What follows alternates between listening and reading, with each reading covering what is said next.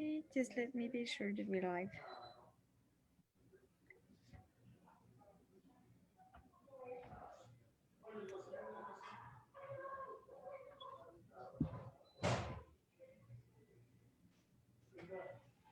Okay, so hi everyone. We are with Arturo Serrato, which is one of our designers here at 1400, and he's gonna present us a very interesting topic related to what he does in here, which is designing. So thank you all for joining and hope you enjoy this presentation. Art, it's your stage now. Cool. Well, thank you everyone for joining this Lunch and Learn. Yeah, so just a little bit background about myself. Yep, my name is Arturo. I'm a designer here at 1400. I've been here for almost, a little over 3 years now. So yeah, started here doing my internship while I was still going to school. And yes, began working here immediately after I graduated. So thankful for that. One of the topics that I wanted to get into for tonight is this topic.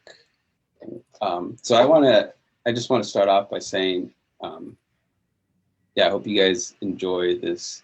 I had some fun kind of creating these slides. So hopefully you guys enjoy it. So the best and most meaningful designs begin with, somebody guess what that would be? Passion. That's a good one, actually. An idea. With an idea? Laura should know this. How about like intent? Okay, that's good. Begin with empathy. All right. Begins with empathy. So, question, what is empathy? Being able to put yourself in the other's position. Yes, that's a good one. Seeing them. Yep, that's actually a really good answer. Anyone else? I think Marion nailed it. Yeah. Actually, empathy, yeah, it is. It's our ability to see the world through the other people's eyes, to see what they see, feel what they feel, and experience things as they do. You know, empathy helps us to gain a deeper appreciation and understanding of people's emotional and physical needs and the ways they see and understand and interact with the world around them. And so, like, again, like it all starts with empathy. So how do we empathize with people?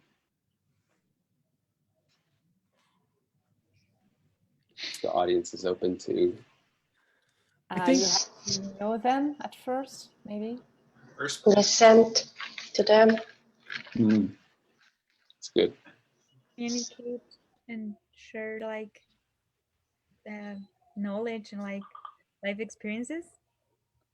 Yeah, it's good actually. It's really good answers. Yeah, I think you know, just listening, right? Like be a good listener. Ask some open-ended questions to really allow them to kind of share deeply, you know, the things that are important or concerning, whatever, and then kind of really listen to it. Like don't form your thoughts in your response, but really just kind of listen to see like how they're perceiving this. Like, you know, be in tune with all that. It's great. Those are all great answers. My question is, how do we empathize with our coworkers in that case? Like, what would be an example of that?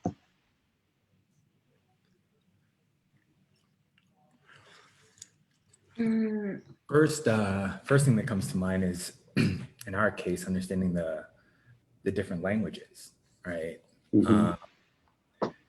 And if we're talking about design or content, you know, understanding that creating something that is easy and simple for everyone to understand and comprehend, regardless of language, would be an example I could think of.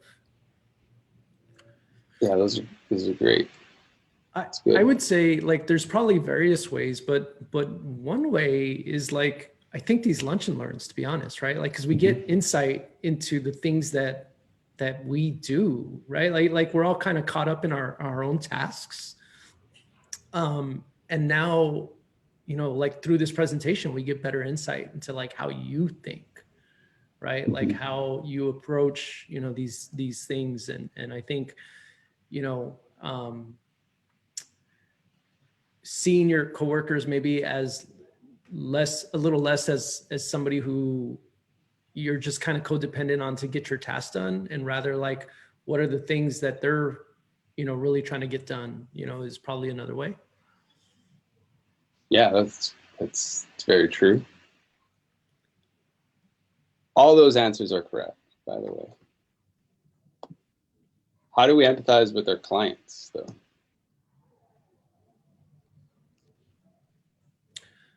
I would argue similarly, from a technical standpoint, I would say the customer avatar, right? Like that kind of exercise, kind of thinking through like the things that, like asking them, like, what was your motivation for reaching out to us? Yeah. You know, what do you want to see happen in your business, right? Like, you know, and how will that future business state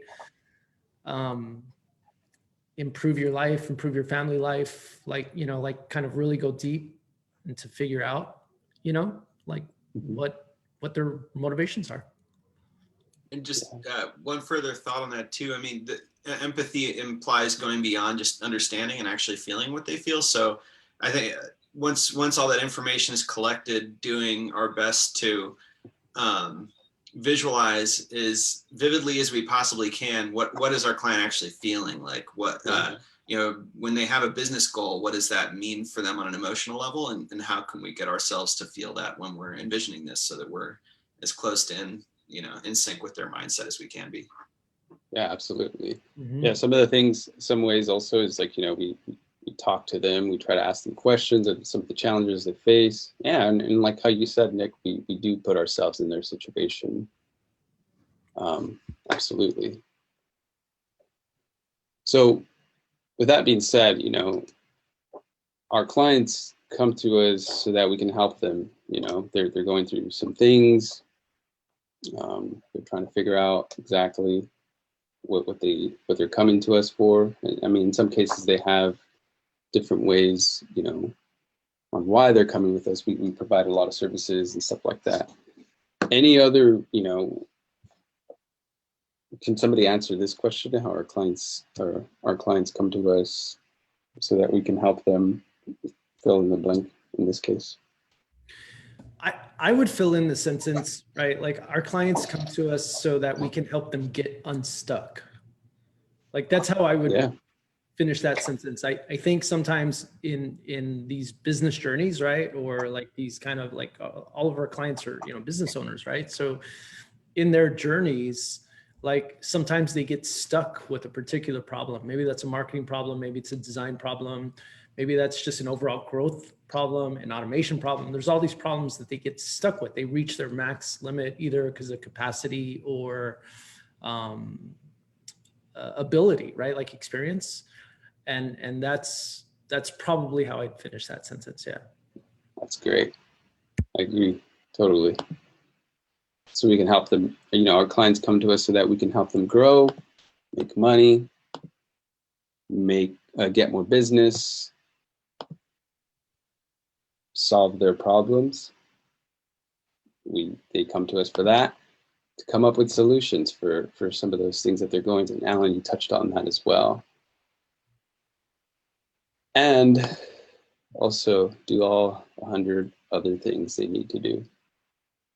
So we do it all. And in order for that to happen, I think it really comes down to the understanding them and where they're at, what they're experiencing, some of the problems that they're facing, with empathy, of course.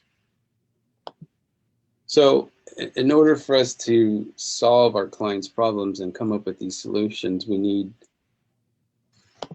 design thinking. So that's kind of like the main, approach to this from a designer perspective. And I wanted to kind of touch a little bit more on this.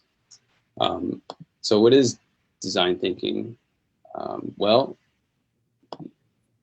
design thinking is a human-centered design methodology that provides a solution-based approach to solving problems. And this is like the life of every designer, or should be. Yeah, so this is the first step to that, to try to solve those problems, is by going through this process. And design thinking, it really, the methodology, it starts with empathy. And it's important to have that, to have empathy. One of the things, my favorite things about design is the empathy part of the situation. As designers, we're problem solvers. That's our task. That's what I love to try to come up with solutions and problems to some of these things that our clients are facing. So yeah, it's this is a process that involves teams, of course. We try to come up with solutions, and really design thinking, it starts with empathy, but there's different phases to design thinking. So the first phase, of course, first step, is to empathize. In order for us to really accomplish these things, we need to understand the problem that they're trying to solve. We need to do, and then of course, it all starts with empathize. We define, we ideate.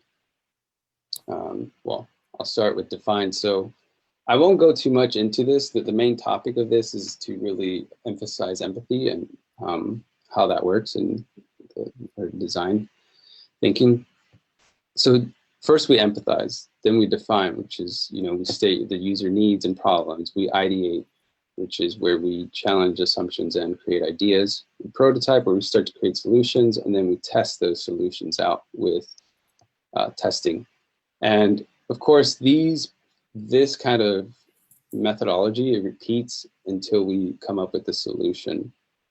So that's kind of like the approach of what we're trying to go with. So it's important to have these steps and to really solve. Again, it starts with empathy, to empathize. Empathize in design thinking. So it's to gain an empathetic understanding of problems you were trying to solve by immersing yourself in the needs, hopes, desires, and goals of those people most impacted by the problem. Again, it's about the user, the person. When someone comes to you, whether it not be for, whether if it's like a family member, they're going through something, you want to empathize, you want empathy, they want empathy, they want you to understand what they're going through. And this is, you just want to emphasize that. So in this case, I got this kind of like from a graph, but really it's the designer meeting with the user. In between there, that's where all those questions, all those, problems that they're speaking about, that's where we try to, have empathy for the user here. This is, this is the part of the process where it involves, observing, engaging, and empathizing with the people you are designing for in order to understand their experiences and motivations, as well as immersing yourself in the physical environment in order to have a deeper personal understanding of those issues and challenges. It's very, very important before we begin anything. That's what really joins us as the user and the designer and the user. So with that being said, we build ideas from the user's perspective, keeping their needs and wants in mind throughout the whole process. That's pretty much the main reason for empathy and design thinking, the main thing we want to accomplish and do during this phase.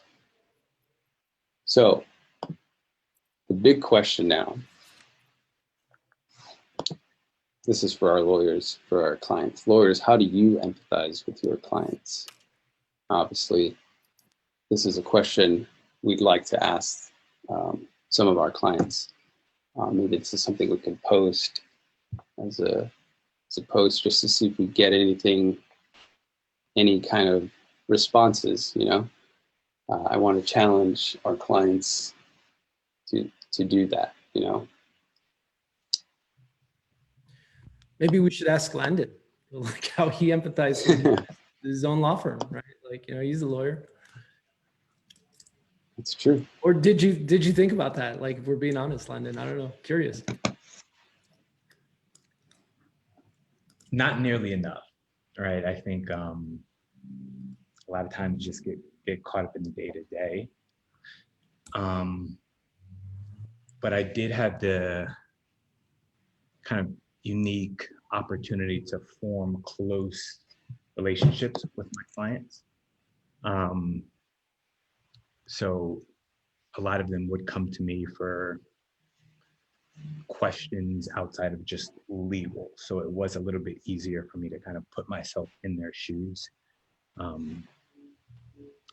But yeah, I think it's something that a lot of attorneys, you know, kind of fail to do, right? And it's not something we're taught in law school. It's not something, you know, that it's just part of our technical training. So yeah, I would love to hear, you know, what some of our clients come up with and the types of questions they ask and their intake. And yeah. Hey, Art, I don't mean to derail your presentation here, but this is kind of a curious topic. It's a great question, right? Like, I would say over the course of my career, I've heard attorneys say, well, one of the benefits of hiring an attorney is that they're not emotionally connected to your case, right? Like, and that's, I think that's a common, right, like thing, because the idea is that if you're in an emotional state, then you're going to make poor decisions. And I don't disagree with that, right? Like, you know, I think that could be true in some cases, but like, I guess that's an interesting question. How do you balance that? Like, hey, I'm going to think logical and I'm going to be rational in my approach to solving your problem versus like understanding the gravity of the situation for the client, right? It's a really deep question. I don't know. I find it very interesting, very provocative. Yeah. Yeah, it's a question that I always want to ask the client, like, what is it really like? Why are you actually a lawyer? You know, like why did you choose to become a lawyer out of like any other career? You know, I think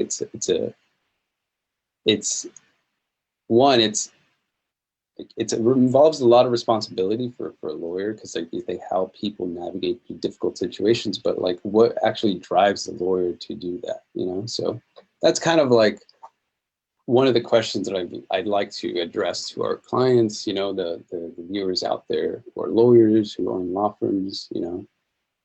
Yeah, just wanted to come up with that. And yeah, anyone can master empathy, really. And I think that's, you know, it's just a matter of, you know, they can do that by being deeply human-centered. That's like the main takeaway, is to be deeply human-centered, to really care authentically about the other person, to try to solve their problem, to try to help them navigate, you know, through these difficult situations. In this case, for design, it's you know, the user. But yeah, really, like that brings me to the question, like, yeah, lawyers, how do you empathize with your clients? You know, I'd really like to know, and I think that really will encourage our design a lot and, you know, help them come up with these solutions. So yeah, and also a big thank you. That pretty much does it for my presentation. that's all I had planned. Any questions? I'd be happy to answer.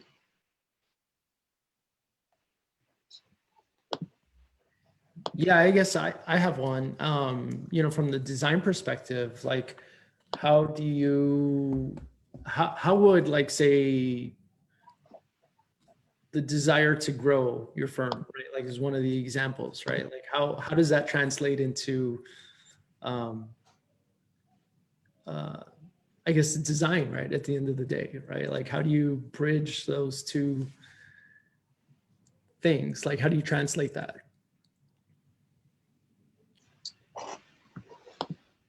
Sorry, you mentioned, can you repeat the question one more time? Yeah, so how like do you... one of the examples in the presentation was like, you know, like when we were talking about empathy, maybe one of the desires is like to grow, right? And they might want to grow because they want a better, they want to create generational wealth for their family, or they want to just touch more people, or whatever that kind of like motivation is behind that. Like, how do you take those cues as a designer to try and be more empathetic in your, you know, like understanding my coworker? Like, how do you then take that information and translate that into a design? Yeah, I think for designers, the approach would be, the way I look at it is I see, okay, this client is coming to us for, obviously we're going to solve the problem. In this case, it's they want to grow their business. So that's the problem, is that their business is not big enough. So they come to us to help them get there, to solve that problem of, hey, I need help. I have a problem that I need to solve, and it's to grow. Okay, well, how can I, like, what do I have to do as a designer, like, to help them grow to get there? And there's a lot of key things that tie into that. But I feel like the question that I ask myself is, well, how am I going to get there? What are the questions that I need to ask? Like, what is it that they're really struggling with? And how can I apply that to my design?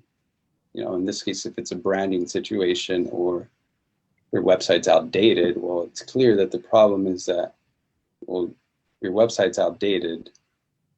You're out of, like, you know, you need a site refresh. You need to you need brand awareness and stuff like that. So, of course, that helps. We do all these other things as well. You know, marketing helps out a lot and stuff like that. But yeah, it really comes down to, yeah, asking and coming up with those key questions. I think that's what it is for me. Got it. All right, looks like we're coming to an end.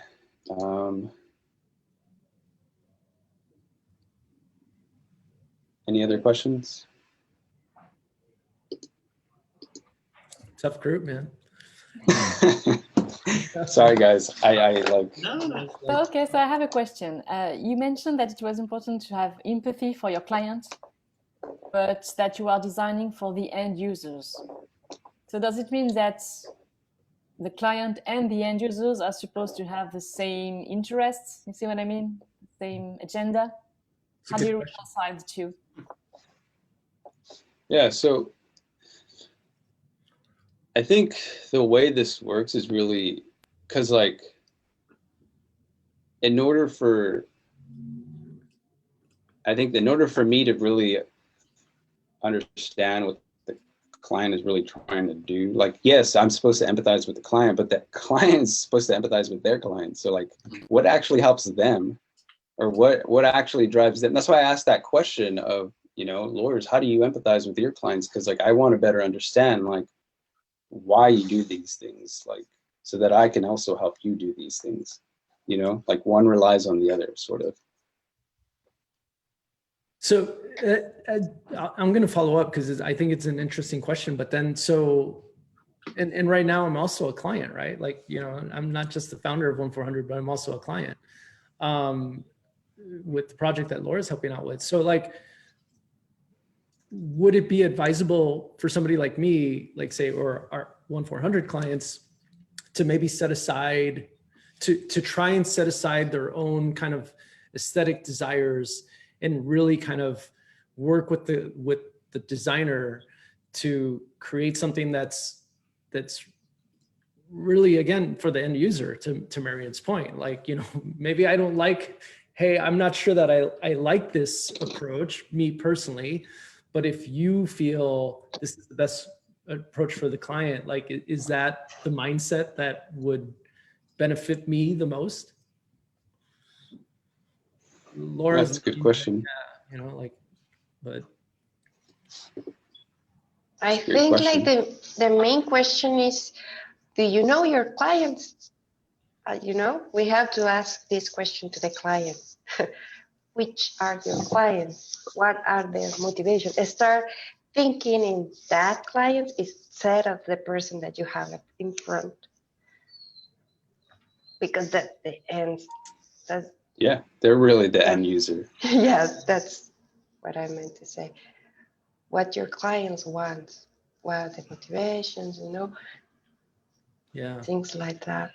interesting. It's not about the client, actually. It's yeah, it is. It's in this case, like yes, we empathize. It is about our clients, but like really the question, like that's why I asked that question. Like lawyers, how do you empathize with your clients? Because it's like, because we're providing something for you so that you can provide for your clients. So it's like, that's like, you know, it's like a one step after the other. It's like, in order for us to solve this problem, like you have to know why this, or, you know, why you do this. So it's almost like we also have to have the courage to tell our client, like, hey, I know you might not be crazy about this, but you know, it's not designed for you, right? It's designed to help you grow. It's designed to like accomplish this other thing that you originally came to us for, which may be inconsistent with what you think is what's right for you. I'm not suggesting always, right? But like, I think that might be just part of the discussion, right? Like sometimes seeing two opposing views gets us to a better outcome. I think like more than being courageous, we need to be prepared, you know, like, hey, I did some research. That's why I always like talk about research. Like I go through analytics, I look the search queries, I went to the Facebook groups, you know, your clients are asking this. Yeah. Let's give them. Yeah. And that is part of the design thinking phase. There's the empathize, and then there's the define. That's where we do the research stuff to it, the research end to it. But it really comes, it should come back to the same question of,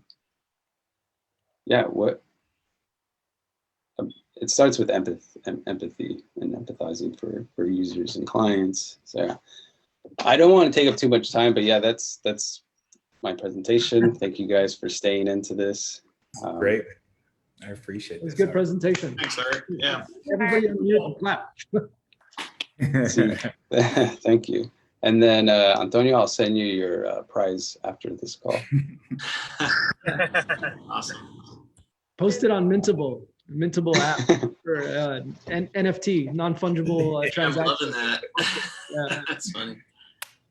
Okay, so thank you, Art, very much for your presentation. It was pretty interesting. And I hope you guys are watching and are here with us enjoyed it as well. And thank you to all of the team. Thank you, guys. all. Thanks. Got it. Thanks, Art. Thank you. Thanks. Thank you. Bye-bye.